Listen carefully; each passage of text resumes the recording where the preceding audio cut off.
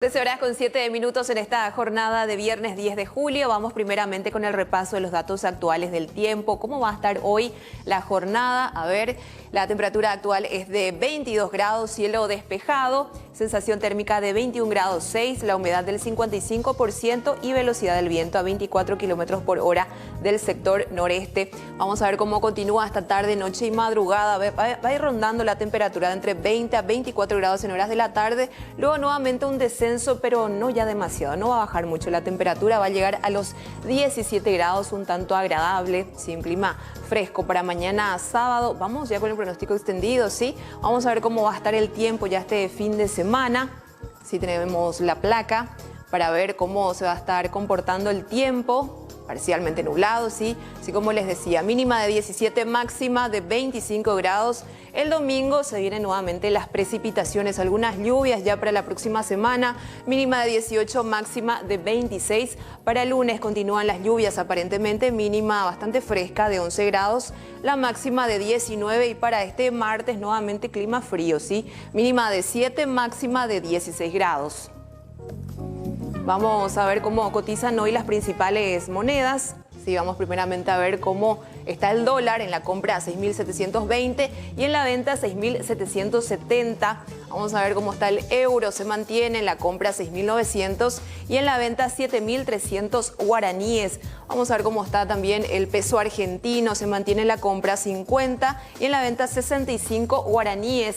Y el real en la compra a 1.170 y en la venta a 1.260 guaraníes.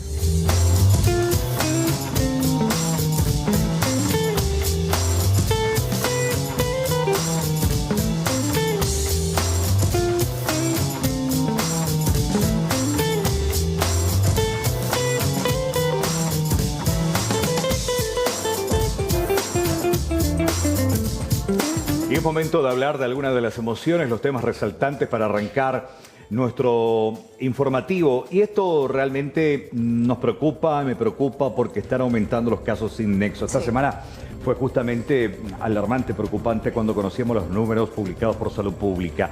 Y precisamente es preocupante de sobremanera el aumento de los casos sin nexo. El informe del jueves, ayer, porque estamos aguardando el de hoy viernes, reveló que 21 personas no sabían dónde se contagiaron. 21 personas en un día. En la semana, desde el lunes hasta ayer, sumaron 49 positivos sin nexo. Esto, más que nada, desnuda la irresponsabilidad de cada uno. La recomendación del modo COVID dice, debemos actuar como contagiados en consecuencia, cuidarnos de esa manera para evitar la transmisión del virus, tanto recibir como transmitir también. El lavado permanente de las manos, insistir con eso, el uso de tapabocas en lugares cerrados y públicos y el distanciamiento social.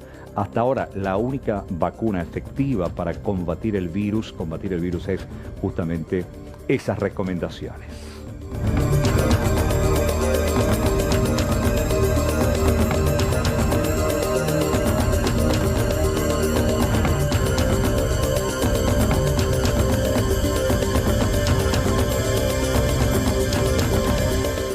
Bueno, y me alarma la inseguridad reinante que acecha, así como el virus está ahí nada más, y esto se replica y se repite cada semana y cada día. Y bueno, les cuento lo que pasó en las últimas horas, aunque ya lo recordamos la semana pasada. Me alarma la continuidad de estos hechos de inseguridad criminal. Hoy un nuevo asalto a una empresa en Fernando de la Mora, y estas imágenes justamente permiten ver cómo se puso en riesgo la vida de los mismos empleados y de terceros también, porque hubo una persecución con el consabido peligro que eso significa. Los delincuentes no se frenan porque evidentemente el freno no existe. En este caso, en esta historia, un delincuente habría sido detenido incluso por los vecinos. Esto ocurría, reiteramos, en las últimas horas, y se alzaron con $1 millonario de botín, dinero que iba a ser utilizado para el pago de salarios.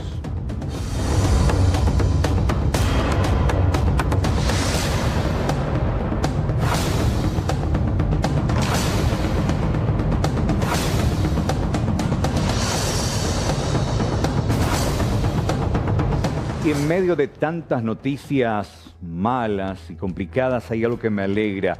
El buen comportamiento de la gente, y tiene que ver con lo que está pasando precisamente tanto en la zona de Paraguarí como en la zona norte, en Concepción. El cumplir las disposiciones para evitar contagios tiene su recompensa. Paraguarí y Concepción pasan a la fase 3 desde el próximo lunes porque la población respetó las reglas. El uso de tapabocas, el distanciamiento social y el lavado permanente de manos para evitar la propagación del virus. Y gracias a eso, el avance en las fases de recuperación. Desde el lunes, tanto Paraguarí como también Concepción se suman a la fase 3.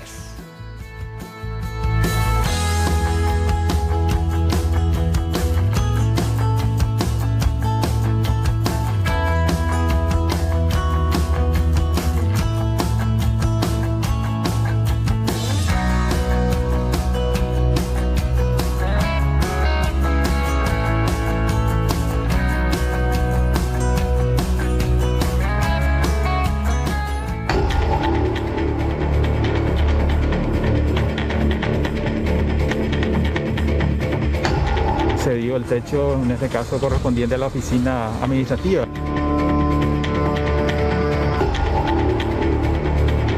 Empecé a salir a correr afuera y a pedir auxilio a los demás compañeros.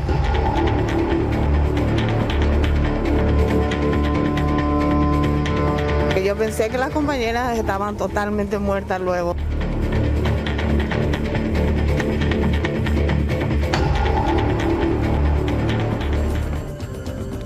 La información en vivo con Fernanda. Estamos ahí, es que en las primeras horas de esta jornada se dio un allanamiento anticontrabando en zona de Fernando de la Mora. Contigo, Fernanda, buenas tardes. Así mismo, ¿qué tal, Angie? Carlos, el saludo también a los televidentes. Como estaban diciendo, un allanamiento durante el transcurso de esta mañana anticontrabando, pero ojo con lo que también se encontraron los investigadores. 3.500 kilos aproximadamente de queso, en su gran mayoría queso Paraguay, que se encontraba en un depósito ubicado en la zona sur de Fernando de la Mora. Se encontraron con esto y grande fue la sorpresa también cuando se dieron cuenta de que no había permiso sanitario alguno para que estas personas estén procesando este alimento tan importante y tan difícil también de mantener con la cadena de frío en ese lugar. Si bien es cierto, había una cámara frigorífica, aparentemente ellos no tenían ningún tipo de permiso para operar en el lugar. Además, grandes cantidades de azúcar y aceite también fueron incautados. Vamos a escuchar a continuación al subcomisario Emigdio Franco de Delitos Económicos. Cantidad de azúcar, queso, pues, en mal estado acá acompañó el procedimiento a la gente de INAM. El queso dispuso acá se va a quedar depositado y luego va a ser retirado para la destrucción de los productos. Es imposible, por lo que ustedes ven, que este queso se comercializa así como está. Y a simple vista es imposible porque acá se puede oler un olor muy fuerte a queso podrido prácticamente y nosotros no sabemos a dónde están llevando esta gente para... o sea, supuestamente están llevando para la producción de chipa, ¿verdad? El aceite encontramos varias cantidades, ya fueron alzados ya también, inclusive se bajó varios paquetes, se bajó de un vehículo que estaba a punto de salir para su distribución. ¿Y a dónde iban a llegar aparentemente?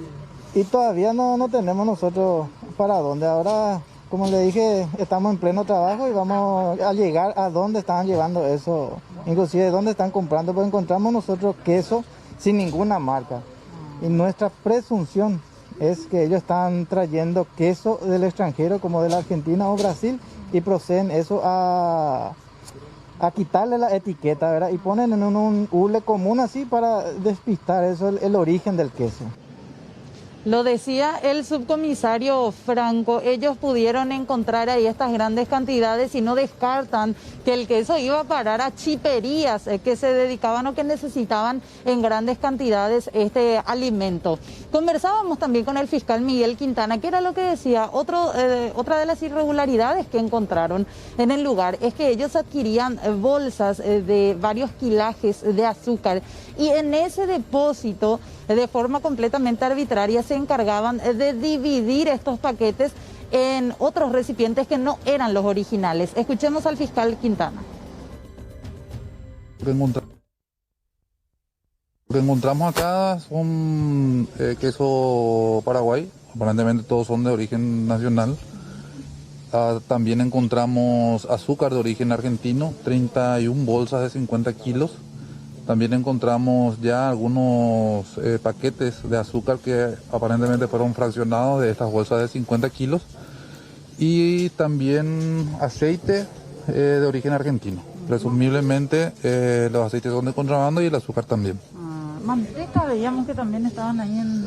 Sí, hay también mantecas de origen brasilero, entre unos cuantos están ya con fecha de vencimiento y como no tienen ninguna documentación que acredite su tenencia, entonces también es incautado en este momento. El tema del queso preocupa porque no se mantenía aparentemente la cadena de frío, no contaban con eso. Tienen una cámara refrigeradora.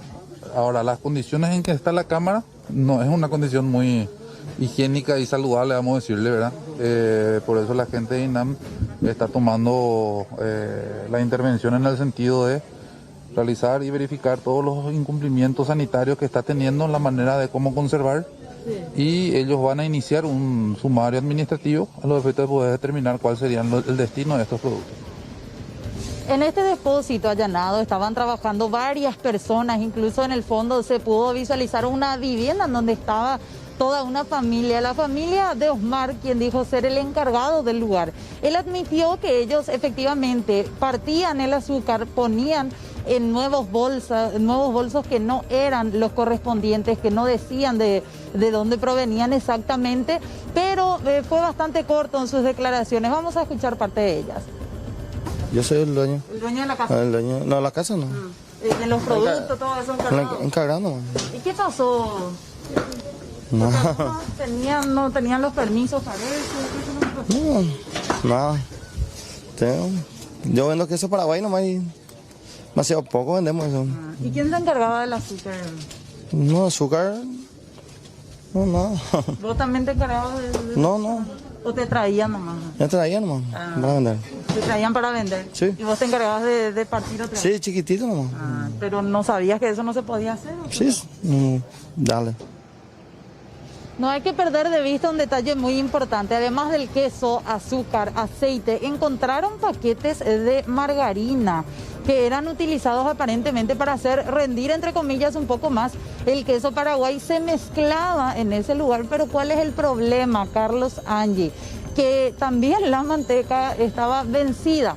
Nos hablaba el licenciado Diego Toñanes del Instituto Nacional de Alimentación y Nutrición y él nos comentaba qué fue lo que encontraron y por sobre todo que estas personas no tenían el permiso sanitario para estar trabajando y comercializando el queso Paraguay. Escuchemos.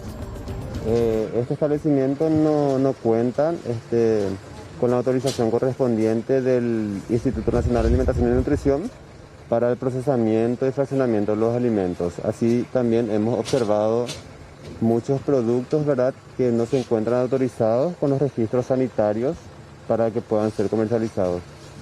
¿El efecto que esto puede tener en la salud de la ciudadanía? Y la verdad que puede tener efectos negativos, ¿verdad?, porque hemos constatado también que el establecimiento en sí se encuentra operando en malas condiciones higiénico-sanitarias, ¿no? Entonces esto puede repercutir directamente en la inocuidad del alimento y por ende en la salud del consumidor. En el caso del queso, ¿en qué forma encontraron estos productos? El queso hemos encontrado diferentes tipos, ¿verdad? Queso Paraguay, queso sándwich y otros tipos ya que es muy difícil de identificar por el estado en que se encontraban, ¿no? Ricota también, ¿verdad? Algunos en mal estado. Sin las etiquetas correspondientes, ¿verdad? Acá también estamos hablando de un incumplimiento al etiquetado. El consumidor quiere saber quién elaboró, cuándo vence el producto, los ingredientes, ¿verdad? Y son quesos que estaban en bolsas sin la información correspondiente. Carlos, Angie y televidentes, no hay que perder de vista el hecho de que la comercialización y el hecho de que tengan en esta manera, de esta forma, esas grandes cantidades de queso es un acto prácticamente criminal. Y para cerrar nada más y para comentarles también ahí, nosotros que estuvimos con Guillermo Chávez, el olor nauseabundo que se sentía ahí y también las grandes cantidades de moscas que como si nada se posaban sobre estos alimentos. Claro, son elementos que necesitan un proceso de refrigeración, justamente cuidados sanitarios para su posterior venta, y en el manejo responsable es lo que se cuestiona y se critica en el tema de los quesos, y después el resto probablemente de origen dudoso, como dicen las autoridades, bueno, que ya van a determinar después qué hacer con estos productos. Fernanda, gracias por este reporte. Buenas tardes. Gracias, hasta luego. Hasta luego. Hablamos ahora de este hecho bastante particular que se dio en la ciudad de Villa Elisa, y es que todo quedó registrado en cámaras de seguridad. Vemos las imágenes de estos dos malvivientes que intentaban apoderarse de una pequeña criatura, esto luego de un intento de asalto.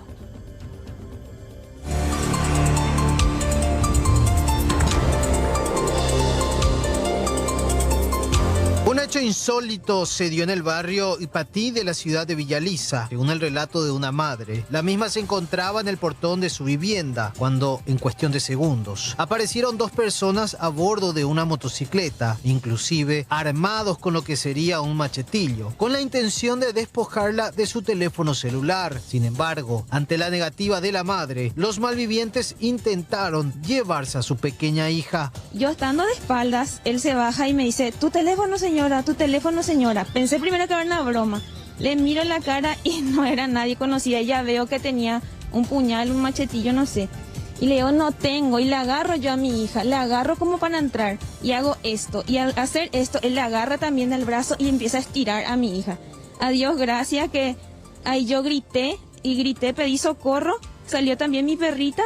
Y le agarra del pantalón. Y cuando le tironeo, gracias a Dios le soltó y se fue. Pero fueron de terror y fue interminable. Ni 10 segundos no duró, pero para mí fue interminable todo ese tiempo. Claro, sí se quedó acá pegado al cuerpo de mi bebé, esa cosa, no sé qué era, un machete porque era grande. Era grande. Después se fueron acá, hay un pasillito, por eso yo creo que son de la zona porque conocen. Porque el que sabe nomás sabe que por ahí se puede pasar. Un pasillo peatonal y se fueron por ahí. Le seguimos con la cámara hasta ahí lo que le llegamos a seguir. Sí, por eso se instalaron las cámaras y todo eso. Pero vos quisiste divulgar precisamente para que se le ubique a estos delincuentes. Por favor, para que nadie vuelva a pasar, para que no perjudiquen a nadie. Alba Salcedo es la madre que vivió el momento de terror. Asegura que gracias a la reacción de la mascota de la familia, que terminó mordiendo al malviviente, hoy puede contar la historia con su hija en brazos. Espera la cooperación de la ciudadanía para poder identificar a ambos sujetos.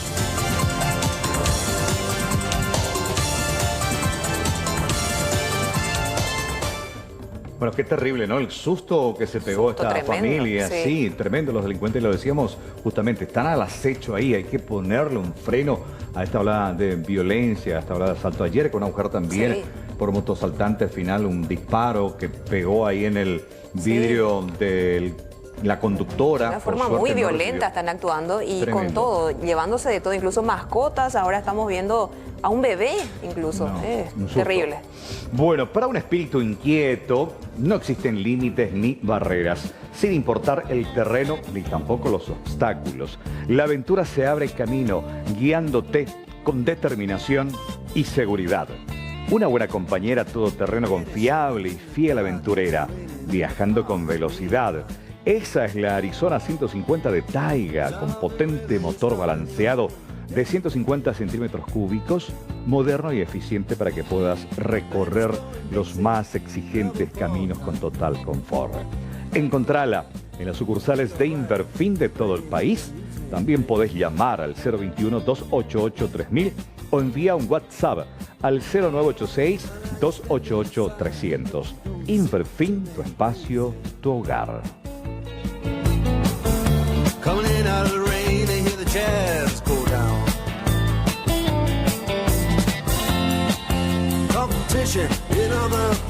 13 con 27 minutos, 22 grados la temperatura, sol radiante, un sol que nos va a acompañar el fin de semana. Así mismo, bastante agradable va a estar este fin de semana al menos, pero atención porque la próxima semana nuevamente baja la temperatura. Para el lunes. Para el lunes específicamente. Breve pausa, ya volvemos. Veníamos hablando justamente acerca de la ola de inseguridad, de hechos delictivos, y vamos a comentar sobre un asalto a una entidad financiera, y las imágenes permiten ver, pero terminó a ver la historia. ¿De qué manera? Así mismo es, estamos observando el actuar de los malvivientes en estas cámaras de seguridad. Agentes de la Dirección de Investigación de Delitos de la Policía de Concepción lograron detener a Óscar Marcelo Morales Arévalos, de 22 años, supuesto responsable de alzarse con 40 millones de guaraníes tras un asalto al local de Credit Ágil en la ciudad de Concepción. El joven fue aprehendido en la vía pública sobre las calles Benigno Villa, casi Romualdo Irigoyen, en el barrio San Antonio, tras un trabajo de investigación por parte de los funcionarios. Además, detuvieron a la cajera de la financiera, identificada como Romina Mabel Maidana González, y a Lucas Benítez como supuestos autores morales de este hecho. Supuestamente Lucas y Romina contrataron a Óscar Marcelo Morales para realizar este asalto. Claro, ambos son funcionarios de esa entidad. Contrataron a un chico que aparentemente era el delivery de la pizzería donde es propietaria la cajera. Contrataron a su delivery para que la asaltara, entre comillas. Así es. Finalmente el detenido terminó confesando, ¿no? Yo recibí 3 millones de los 40. El resto fueron justamente para las dos funcionarias. Hoy esta tarde pudimos detenerle a esta persona, a Óscar Marcelo Morales Arévalos, por su orden de captura por el supuesto hecho de robo agravado que ocurrió en Credit Ágil la fecha 2 de julio a las 11:50 horas aproximadamente. Hoy esta tarde justamente pudimos detenerle, gracias, se le identificó a él a través del circuito cerrado del local, y se sugirió a la Fiscalía para su captura, y con ese oficio justamente se le logró detenerle a esta persona esta tarde. ¿Dónde se le pudo ubicar? En el barrio San Antonio, en la vía pública, justamente a través de un trabajo de inteligencia, personales de investigación a mi cargo, pudimos encontrarla en la calle y procedimos a su detención. ¿Cuáles son los siguientes pasos, comisario? Y los siguientes pasos de ahora justamente ya está ya a conocimiento del Ministerio Público, y mañana primero se le va a presentar a esta persona en la Fiscalía para brindar más sus versiones del caso. De la información de Concepción vamos hasta Cazapá, y esto tiene que ver con una estructura edilicia de la Fiscalía Regional que se terminó viniendo literalmente abajo, y las imágenes justamente hacen referencia a este tema. En horas de esta mañana se trata de un antiguo edificio arrendado hace varios años por la institución. Una funcionaria que se encontraba en la oficina derrumbada resultó con lesiones y fue inmediatamente derivada a un centro asistencial. Otros 3 funcionarios de la compañera salieron por fortuna ilesos. Fue sorpresivo. En pleno trabajo se vino literalmente el techo para abajo, y esto fue lo que nos relataba una de las testigos. Bueno, nos asustamos todos, ¿verdad? Gracias a Dios nos pasó a mayores. Hasta estoy un poco nerviosa porque es mi oficina la que estaba ahí justo encima de mi escritorio. Y ya van a venir las agentes del arquitecto y todos los peritos, van a venir a verificar el edificio. En ese momento, a las 9, ¿dónde estaban ustedes? Viste, nosotros no estamos, por el COVID, no estamos rotando por semana.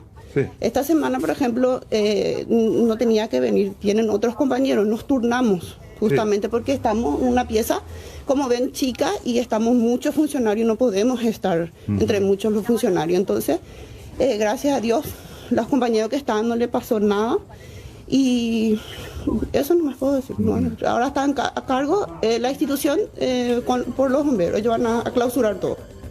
Bueno, y tremendas estas imágenes y el susto, por sobre todo, que se llevaron los funcionarios de esta fiscalía con sede, estamos hablando de la Fiscalía Regional de Cazapá, que se vino completamente abajo. Pero ¿qué es lo que mencionaba la funcionaria que resultó herida? Escuchen.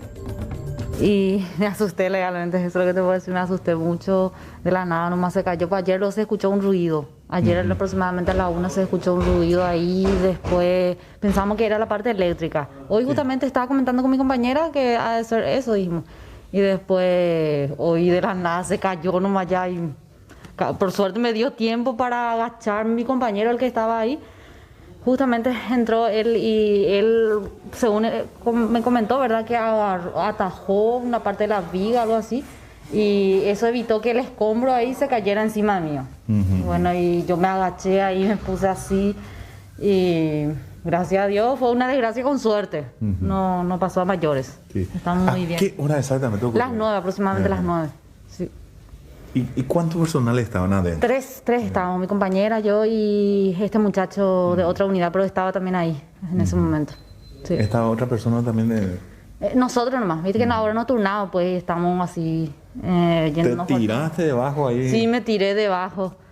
Y me tiré debajo ahí, más bien me encosté por un lado, ¿verdad? Y se cayó ahí encima de mi silla el escombro. Sí. ¿Qué pensaste en ese momento? Y no me dio tiempo para pensar, legalmente no me vino en mente nada, solamente me asusté, como te dije. Solamente eso, pero no me dio tiempo para pensar en nada. Solamente para agacharme y hacer lo que se pueda, ¿verdad? Sí. Para salvarme. Y así fue. ¿Y tu compañero, eso después vinieron todos ya? Sí, vinieron. Mi compañera, la que estaba conmigo, ¿verdad? Ella vio todo porque ella estaba hacia un lado donde no se cayó nada, ¿verdad? Y ella vio y pidió auxilio, socorro ahí, gritando para que alguien venga a socorrerme. Y vino este compañero que estaba ahí en Marcio, vino a defenderme y me sacó del lugar. Y bueno, ¿qué le pedías ahora a las autoridades en este caso del Ministerio Público? Y que se vea el otro, viste que está el otro pabellón que se hizo, ¿verdad? Que se vea eso, que se termine, que se haga algo ahí para que podamos mudarnos, porque este lugar donde nosotros estamos actualmente pues ya no es seguro, es una construcción antigua, ya no es más seguro, bueno, ya ven, ya que gracias a Dios hoy fue una desgracia con suerte, ¿verdad? Pero no es seguro para nosotros, los funcionarios, ya es un lugar muy antiguo. Que se termine lo otro, que se vea para que podamos mudarnos, mudar a otro lado, no sé, en otra institución, otro lado, podamos mudarnos. Bueno, precisamente ante ese temor, ante esa inseguridad manifestada por esta funcionaria, otra también ya había presentado días atrás una solicitud, precisamente haciendo referencia a esa preocupación ante esa queja de los demás compañeros por la estructura vetusta antigua de este edificio y que realmente significaba un peligro. Fíjense, la advertencia fue hace unos días y hoy ocurrió este hecho. El ruido ya ayer ya nos había lo avisado, pero no se verificó el edificio. Ayer a la 1 de la tarde ya habían... Ayer ya se escuchó el ruido. Sí, así mismo. ¿Cómo lo vi? ¿Ninguno hicieron caso del ruido o no, se informó? Ayer se asustaron todos los compañeros y salieron, todos luego afuera salimos. Y justamente era que yo pedí para que se verifique el lugar, pero como no se veía nada, aparentemente entonces se quedó nomás así. Y esta mañana yo le dije a la compañera que fue lastimada, le dije, ¿qué será lo que sucedió ayer? Le dije. Y me dijo, yo digo que ha de ser cuestiones de parte eléctrica. Y aparentemente no fue eso. ¿Ellos quedaron atrapados entre, digamos, los escombros? ¿Cómo sí, fue para que quedaron ahí y uno de los compañeros que estaba entre ellos le ayudó a sacar. A simple vista tenían solo raspones, lesiones, ¿de qué tipo podría? No, parecía que tenía golpes, la compañera salió muy lastimada de la parte del cuello. Sí, tuvimos un percance esta mañana acá en la oficina de la Fiscalía Regional de Cazapá, ¿verdad? Donde se dio el techo que corresponde a la administración. Gracias a Dios, como dijiste, fue un susto, por más de que una de las funcionarias fue asistida hasta el hospital, aparentemente no tiene ninguna lesión que pueda revestir de gravedad. Por otra parte, después de este susto me imagino que se vaya a utilizar el edificio nuevo que tenemos aquí en Cazapá. Escapa totalmente, ¿verdad? A mi conocimiento de esa situación, ¿verdad? Lo que sí te puedo decir es que acá se está evacuando por de pronto nuestra sede hasta que se pueda evaluar respecto a la seguridad del resto del edificio. Sí. ¿Cuántos funcionarios tiene la Fiscalía Regional de Cazapá? Cazapá aproximadamente tenemos 100, ¿verdad? Pero estamos trabajando por semana. Un 50% viene una semana y la siguiente viene el resto, ¿verdad?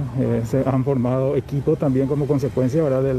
De la pandemia que tenemos y en cumplimiento de los protocolos exigido, se han formado equipos de trabajo que están trabajando, por la redundancia, en forma semanal.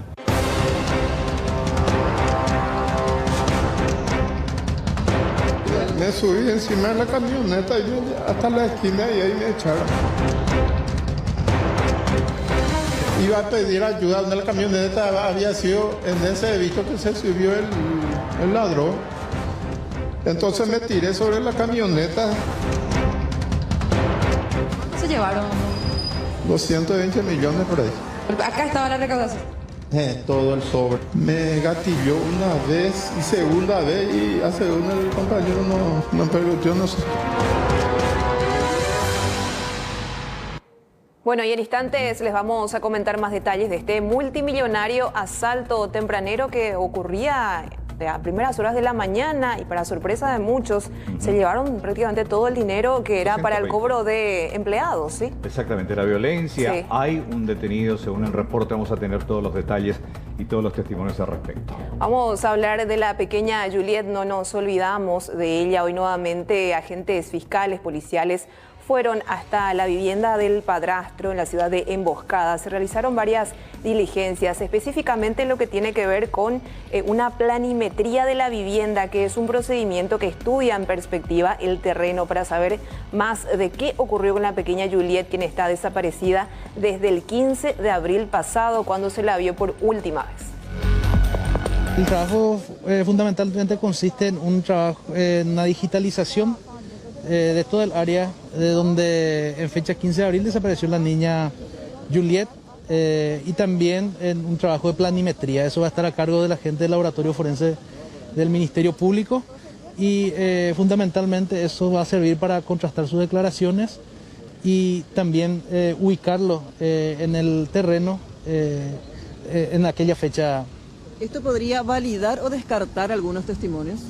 No, de hecho va a servir para de alguna otra forma entender un poco más de lo que ellos declararon y eventualmente también va a servir para orientarnos en algún aspecto. Fiscal, ¿alguna contradicción en la declaración de estas personas quienes estuvieron en el mismo lugar, en la hora? De hecho existen algunas contradicciones.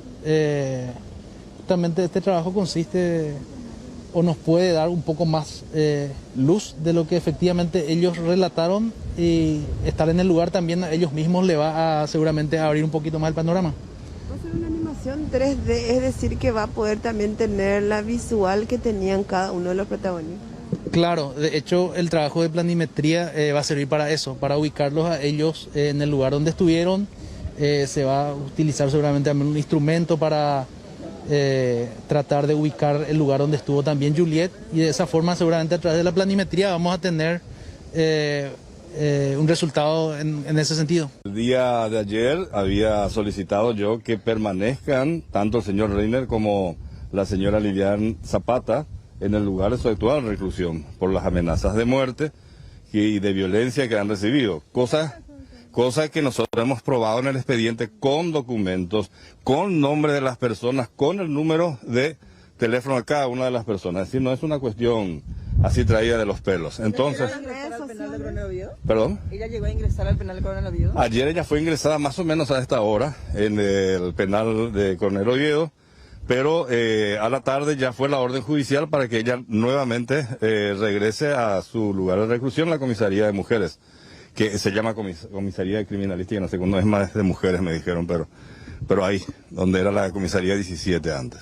Y hay una cuestión que ustedes tienen que tener, y sí todos en cuenta, los que hicieron esto son personas particularmente perversas, que si ellos saben que la investigación se acerca a ellos, no van a tener ningún problema en matar a la niña y deshacerse del cuerpo, ¿sí? Porque la prueba del delito es la niña, ¿sí? Entonces con eso nosotros somos muy cuidadosos, y también, como yo siempre le dije a ustedes, cuando nosotros tengamos documentos, cuando tengamos los indicios serios ya comprobables, ahí sí vamos a hablar. ¿Reiner sabe quién es? Pero antes no sabe. Él sabe lo que nosotros estamos investigando, ¿verdad? Y hasta cierto punto también, porque hay ciertas cuestiones que nosotros nos reservamos para nuestros investigadores. Yo les voy a decir esto y hasta ahí voy a decir. El señor Reiner, cuando vino acá, ¿qué es lo que hizo él? Organizó todo como para que cualquier alemán o extranjero que venga al Paraguay pueda obtener legalmente su título, su radicación, su cédula, sin pasar por ciertos procedimientos que le resultaban mucho más caros y después tenían que irse a Alemania porque le inventaban cosas. Ahí él se convirtió en un peligro para una suerte de, vamos a decir, mafia que hace muchos años se está alimentando de eso. 14 horas con 3 minutos en esta siesta, jornada de viernes. Vamos ya con el repaso de los datos del tiempo. Sí, vamos a ver cómo va a estar hoy la temperatura, al menos bastante agradable a estas horas. Y así al menos se encuentra Ciudad Capital, 25 grados 4. Es la temperatura, cielo despejado, sensación térmica también similar, la humedad del 50% y velocidad del viento a 32 kilómetros por hora del sector noreste. No hay pronóstico de lluvias, al menos para hoy, también para mañana sábado. Va a estar así la tarde, de entre 20 a 24 grados. De hecho, ya superamos esta máxima. Vamos a llegar en horas de la noche madrugada a los 17 grados. Tenemos el pronóstico extendido. Sí, vamos a compartir también con nuestros televidentes, sí, parcialmente nublado para mañana sábado, mínima de 17, máxima de 25. Para el domingo algunas lluvias se pronostican, mínima de 18, máxima de 26, subiendo un poco ya la temperatura máxima también. Vamos a ver cómo va a estar el lunes, mínima de 11, máxima de 19, algunas precipitaciones también para este lunes. Y para el martes parcialmente nublado, pero ya nuevamente el frío, mínima de 7, máxima de 16 grados.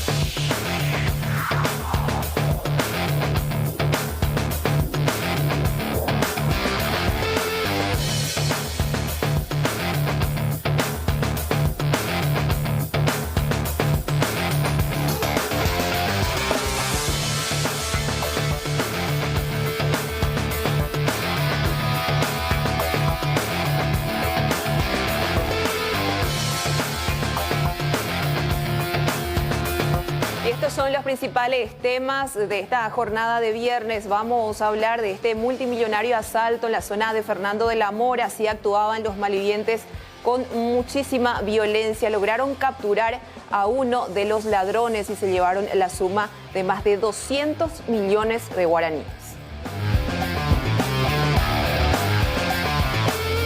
También tendremos detalles de la recepción de insumos por parte del Ministerio de Salud. Esta mañana lo hizo el propio titular, el doctor Mazzoleni. Vamos a tener todos los detalles de qué llegó a Paraguay, todo a través de la OPS.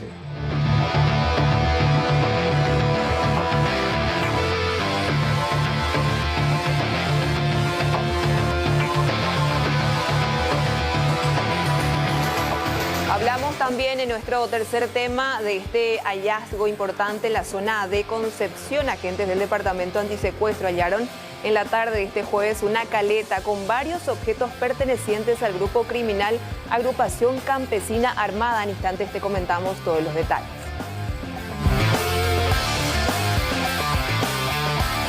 También la noticia destacada: Conmebol dio positivo al coronavirus. Un funcionario de la entidad matriz del fútbol sudamericano en este comunicado confirmaba que uno de los funcionarios dio positivo y por ende también ya el proceso de aislamiento del resto de la gente que trabajaba con esta persona. Dicen están tomando todas las medidas sanitarias pertinentes y bueno, con más razón después de este positivo en la Conmebol.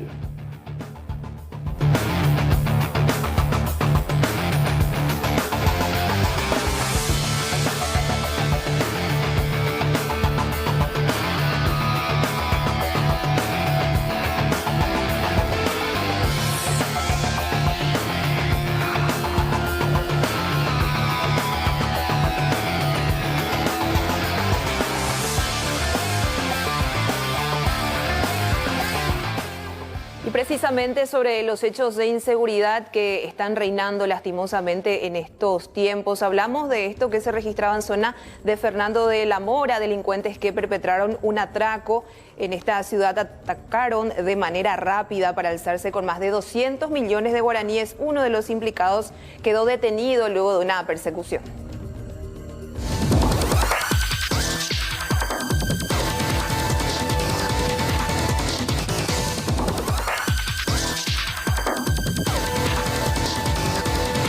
Cerca de las 8 de la mañana en el barrio San Juan de la ciudad de Fernando de la Mora, un grupo de delincuentes irrumpió un local para alzarse con una millonaria suma de dinero. Según el encargado, era día de paga a los funcionarios y los mismos fueron convocados para el respectivo cobro. Aparentemente uno de ellos pudo haber filtrado la información, ya que el pago se realiza en un local particular. Los malvivientes actuaron con mucha violencia y para el hecho se encontraban armados. Y estaba pagando salario. ¿Querían llevar a vos? No, la plata lo que querían llevar. Y al salir mi hija salió detrás de ellos. Y yo salí por allá y me iba a pedir ayuda. Una camioneta había sido en ese visto que se subió el ladrón. Entonces me tiré sobre la camioneta Ranger o algo así, azul, 248 de la numeración, porque sí, yo me subí sobre el capó. Y allá en la esquina dio de golpe, dio la vuelta y ahí ya me echó. Le llegamos a agarrar a uno. Pues ya no se pudo más subir y mi hija me dijo, ahí se va, ahí se va. O sea, mi hija le agarró a uno y le echó y se fue caminando, medio corriendo. Y yo viniendo hacia aquellos lados, mi hija me dijo, papá, ese uno. Yo le reconocí si fue el que entró. Pero son gente que conoce, ¿viste? Por mensajes muchas veces le envidiamos a los muchachos de que pasen ya a cobrar. Y uno cuando iba, le estábamos entregando su sobre de pago, ahí lo que vino, y uno estaba sentado acá, a veces le pateó todito mal. Ya le metió con el arma en mano y le echó ahí cuerpo a tierra y le pateó todo mal. ¿Uno se bajó? Entre dos. Y a uno es lo que le pudimos agarrar. ¿Cuánto se llevaron? No? 220 millones por ahí.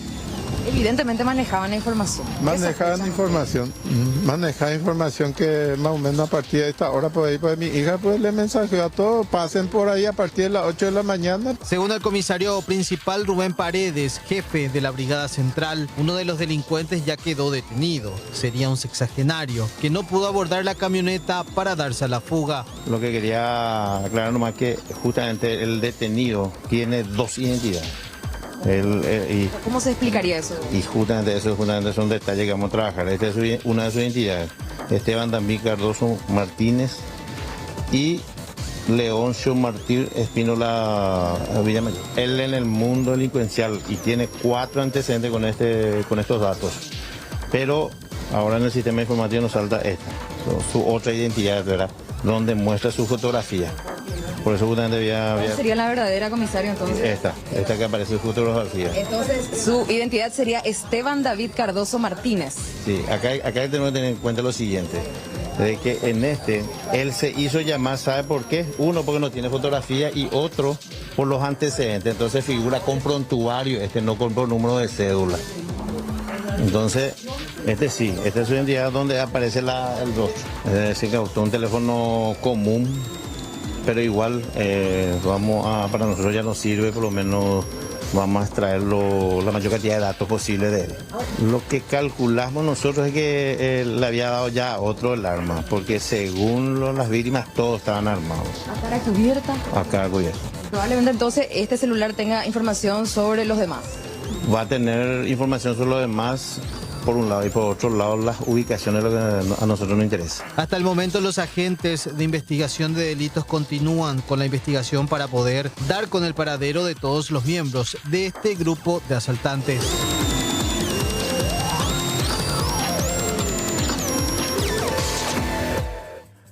Y en otra información destacada, agentes antisecuestros hallaron en una tarea hecha en la zona norte, precisamente, que encontraron una caleta. ¿Qué es la caleta? Es un término colombiano muy usado en la época de Pablo Escobar. Es un lugar donde los delincuentes esconden, ahí está un pozo, un tambor, algo. Bueno, ¿qué hallaron los agentes? Varios objetos pertenecientes al grupo criminal Agrupación Campesina Armada Ejército Paraguayo, AKEP. Esto en el distrito de Loreto, en el departamento de Concepción. Tienen sus pertenencias, cavan pozos y ocultan allí. Eso es La Caleta. Y ayer, en un trabajo coordinado conjunto interagencial con el Comando de Defensa de Operaciones Internas, a cargo del señor coronel Félix Díaz, procedimos a hacer un rastrillaje, una patrulla en una zona donde manejábamos informaciones que era un corredor de movilidad del GAO AKEP, del Grupo Armado Organizado. Ya con especialistas de la Fuerza de Tarea Conjunta y personal antisecuestro, entramos en la zona a unos 500 metros aproximadamente de donde fue abatido Esteban Bernal Maíz, Antonio Bernal Maíz, disculpen, y encontramos un montículo de tierra removida y con equipos especiales pudimos encontrar que dentro de ese montículo de arena había una caleta. Una vez comunicado al fiscal Federico Delfino, él mismo dispuso que, porque la zona era una zona peligrosa, procedamos a quitar, identificar, hacer el inventario correspondiente y comunicar a la fiscalía que a quien él está a cargo, ¿verdad? Y el resultado del contenido de las caletas encontramos 2 botes inflables, otros equipos que suelen utilizar esta gente, pero lo más llamativo para nosotros es que dentro de la caleta encontramos restos de este equipo pirotécnico 12x1. Y los especialistas nos dijeron que justamente la pólvora que utilizaban estos equipos pirotécnicos son utilizados por ellos para la fabricación de artefactos explosivos. También encontramos cables que son utilizados para la detonación de artefactos explosivos. Encontramos pilas que también lo hacen para hacer la conexión con el sistema de circuito de cierre.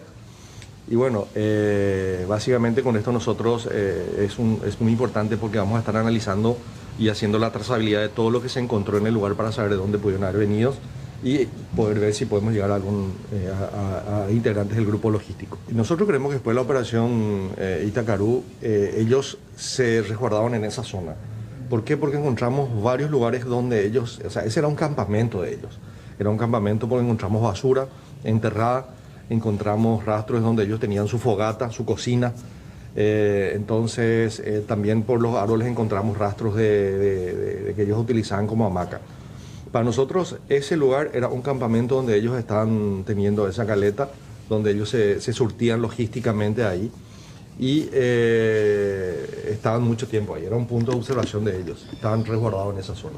Nombres todavía no estamos teniendo, pero sí estamos teniendo elementos de información muy importantes que vamos a socializar con ustedes seguramente apenas el Ministerio Público nos dé la autorización. Estamos, y les voy a comentar a ustedes porque ya no es un secreto, nosotros teníamos informaciones que el hermano menor de los Bernal Maíz, Huguito, que cuando fue menor fue llevado por sus padres a la Argentina, podría haber estado o podría haber estar con ellos. Y dentro del análisis que estamos haciendo los documentos, nosotros tenemos casi confirmado que él está dentro de la organización. Es parte de la organización y creemos que en ese momento de la operación él era uno de los que se dio a la fuga, ¿verdad? Tenemos muchas informaciones, nombres, no de ganaderos, pero sí tenemos elementos de información que nosotros no manejamos. Por ejemplo, donde se atribuyen ellos el atentado en calle 7, en aquella estancia en donde un vehículo de una de las ganaderas pasó y el artefacto explosivo partió prácticamente en 2 la camioneta. 5 hermanas, los Barbosa, que también ellos estuvieron en esa zona. Dentro del análisis que hicimos de la bitácora coincide los días que ellos salieron de cierto punto desplazándose hacia esa zona. Tenemos prácticamente 4 a 5 atentados y hechos que ellos hicieron confirmados gracias al análisis que estamos haciendo de los cuadernos. ¿Cuántas personas serían actualmente los miembros de la ACA? Nosotros teníamos información que eran 4. fuera de los logísticos, ¿verdad? Pero 2 lo que sabemos que son combatientes duros, que son los hermanos que están acá. En esa ocasión no hubo otras personas heridas, comisario. Encontramos rastros de medicamentos, no recuerdo el nombre de la droga, pero son medicamentos antibióticos que nosotros creemos que ellos estaban consumiendo porque creemos que por lo menos uno pudo haber salido herido ahí, ¿verdad? Estamos haciendo una mesa de trabajo y socializando todos los elementos que tenemos y creo que estamos por muy buen camino. No es por nada, pero hoy día nosotros podemos decir de que por lo menos sabemos cuáles son sus corredores de movilidad. Anteriormente nosotros no sabíamos ni dónde se podían estar esta gente. Hoy día por lo menos dentro del análisis podemos hacer una estimación. Porque como cada viernes, media mañana, el ministro Mazzoleni habla con la prensa acerca de la situación de la semana, de informaciones destacadas que tiene que ver con salud pública. Mariano López acompañó de cerca lo que fue la comparecencia del titular de salud pública. Mariano, adelante, buenas tardes. Hola Carlos, ¿cómo estás? ¿Qué tal? El saludo a Angie y también a todos los televidentes. Efectivamente, realizó su conferencia de prensa donde anunciaba, por ejemplo, el avance a fase 3 de los departamentos de Paraguarí y Concepción. También hacía referencia a la adquisición de insumos y también a la capacidad que tiene hoy el Ministerio de Salud de realizar las pruebas de COVID-19. Con respecto a eso, Carlos, nada más un número que quiero compartir con ustedes. Decía él que el Ministerio hoy, y mirando para adelante, cuenta con 25.000 test. ¿Sí? 25.000 test son los que tienen ahora. Sacando un promedio de 2.000 muestras que realiza el Ministerio de Salud por día, estamos hablando de que son 12 días de aquí en adelante los que el Ministerio de Salud puede seguir realizando estos test de COVID-19 a juzgar por el stock con el que actualmente cuenta. Sin embargo, también tenemos que mencionar que hay otras licitaciones y compras virtuales que se encuentran en curso para poder seguir realizando los test de COVID-19.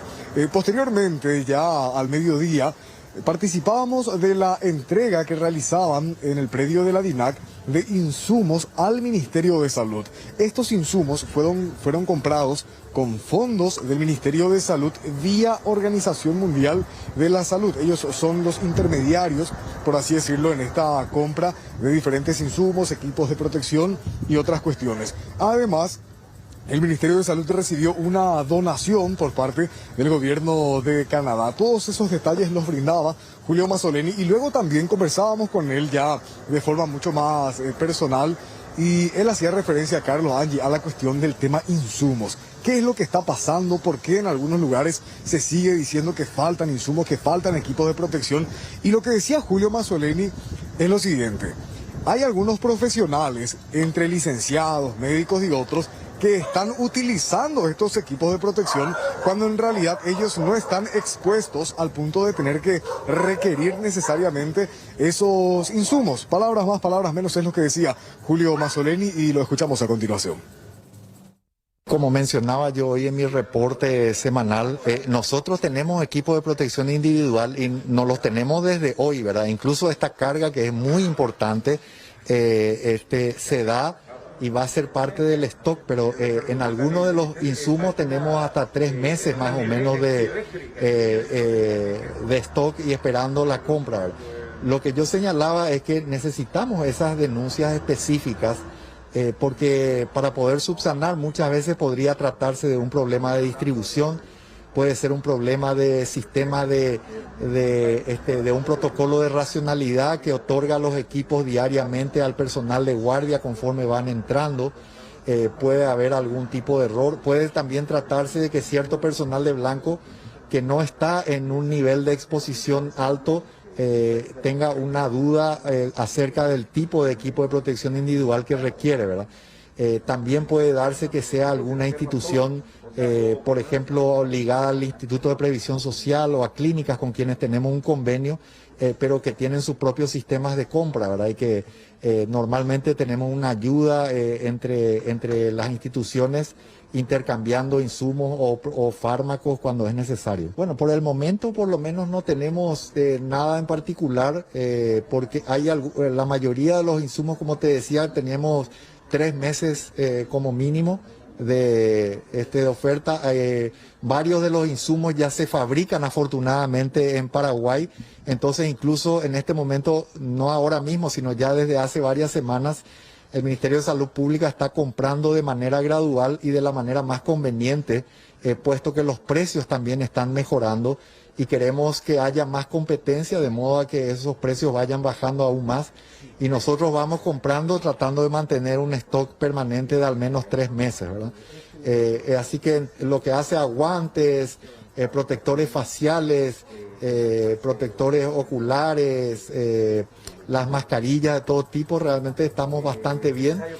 Los trajes de protección también están llegando. Hay otras compras que se están viniendo en las próximas semanas. Así que yo creo que vamos a estar bastante bien estoqueados para poder afrontar la pandemia en los próximos meses. Es lo que decía Julio Mazzoleni en el predio de aduana de la DINAC, donde ya el Ministerio de Salud tiene consigo y a su cargo la distribución de estos insumos hospitalarios. Carlos, Andy. Bien, perfecto. Gracias por este reporte en vivo y en directo sobre la conferencia de prensa esta mañana justamente del ministro Mazzoleni.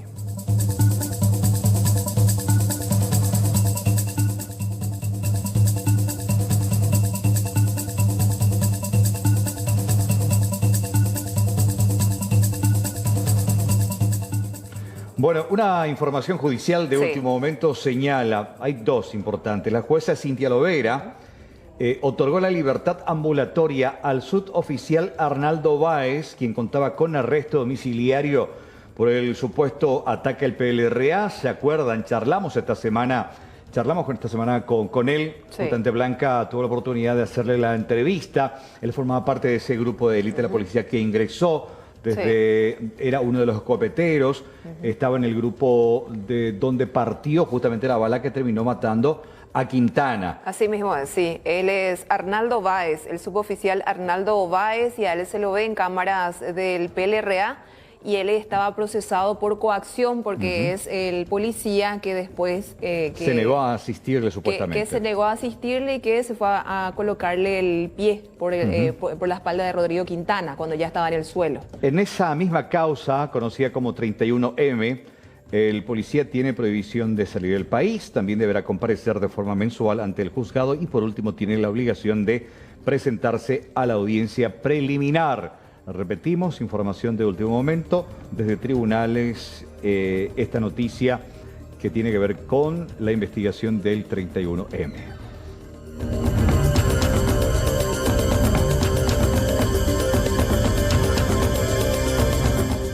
Seguimos hablando de más hechos de inseguridad. Tortoleros que están nuevamente al acecho. Esto ocurría en la zona de Sajonia. Una mujer que fue víctima del hurto de varios objetos que se encontraban dentro de su vehículo.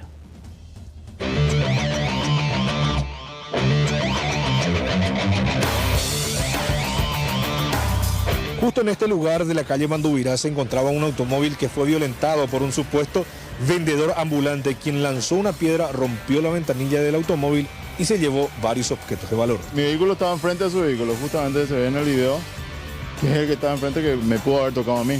Por suerte se salvó y no eligió el tuyo. Menos mal. Tampoco había mucho de valor adentro, pero es un perjuicio ya que te rompan algo, te saquen algo de adentro. Estamos contando con las filmaciones que ella misma proporcionó para la identificación del sujeto. Las cámaras son prácticamente también de su lugar de trabajo, como también de una empresa que está frente mismo al lugar de trabajo de ella. Entonces prácticamente se puede identificar por las cámaras de circuito cerrado a esta persona quien hurtó dentro del vehículo. Y en eso estamos trabajando ahora mismo. Ya la denuncia en sí ya fue remitida al Ministerio Público.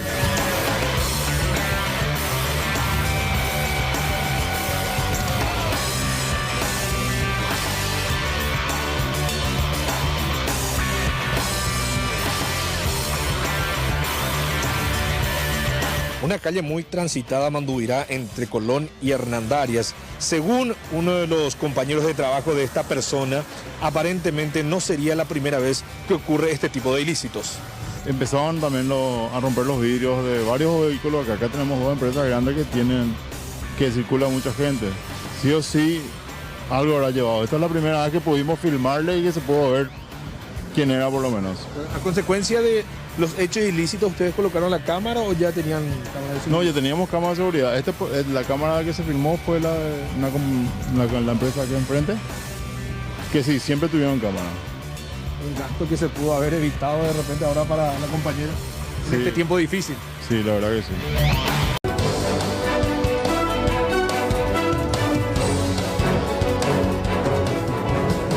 14 horas con 42 minutos, le damos continuidad informativa a este tema. Recordarán ustedes esta masacre que ocurrió hace algunos días en la ciudad de Capiatá, donde un policía mató a toda su familia política prácticamente. 2 quedaron internados en grave estado y hoy el doctor Agustín Saldívar, director del Hospital de Trauma, informó que la joven de 18 años que sobrevivió a esta masacre recibió el alta médica para continuar su recuperación, pero ya en su domicilio. En tanto, el niño de 10 años continúa internado.